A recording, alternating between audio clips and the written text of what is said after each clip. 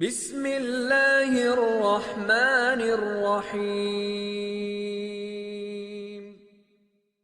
حضرت ابو ہریرہ رضی اللہ عنہ سے روایت ہے کہ ایک شخص نے رسول اللہ صلی اللہ علیہ وسلم سے دریافت کیا کہ مجھ پر خدمت اور حسن سلوک کا سب سے زیادہ حق کس کا ہے؟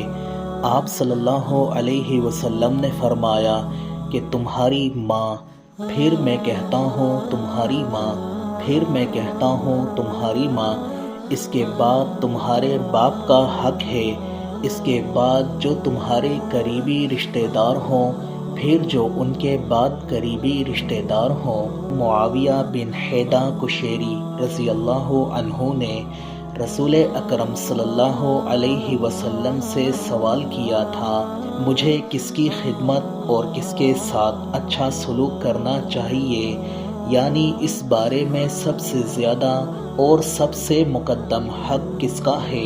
تو آپ صلی اللہ علیہ وسلم نے فرمایا تمہاری ماں کا۔ انہوں نے پھر پوچھا پھر کس کا حق ہے؟ آپ صلی اللہ علیہ وسلم نے فرمایا تمہاری ماں کا۔ انہوں نے پھر پوچھا اس کے بعد کس کا حق ہے؟ آپ صلی اللہ علیہ وسلم نے فرمایا تمہاری ماں کا۔ انہوں نے اس کے بعد پھر پوچھا پھر ماں کے بعد کس کا حق ہے؟ تو چوتھی دفعہ آپ صلی اللہ علیہ وسلم نے فرمایا یعنی ماں کے بعد تمہارے باپ کا حق ہے، اس کے بعد درجہ بدرجہ اہل قرابت اور رشتہ داروں کا حق ہے اور ان کے ساتھ اچھا سلوک کیا جائے۔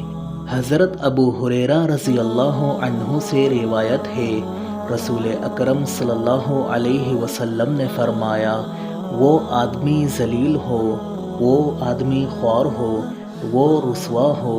عرض کیا گیا یا رسول اللہ صلی اللہ علیہ وسلم کون، یعنی کس کے بارے میں یہ ارشاد فرمایا گیا ہے؟ آپ صلی اللہ علیہ وسلم نے فرمایا وہ بد نصیب جو ماں باپ کو یا دونوں میں سے کسی ایک ہی کو بڑھاپے کی حالت میں پائے، پھر ان کی خدمت اور ان کا دل خوش کر کے جنت حاصل نہ کرے۔ حضرت عبداللہ بن عمرو بن العاص رضی اللہ عنہ سے روایت ہے، ایک شخص رسول اکرم صلی اللہ علیہ وسلم کی خدمت میں حاضر ہوا اور عرض کیا کہ میں جہاد میں جانا چاہتا ہوں۔ آپ صلی اللہ علیہ وسلم نے پوچھا کیا تمہارے ماں باپ زندہ ہیں؟ اس نے کہا جی ہاں۔ آپ صلی اللہ علیہ وسلم نے فرمایا تو پھر ان کی خدمت اور راحت رسانی میں جد و جہد کرو، یہی تمہارا جہاد ہے۔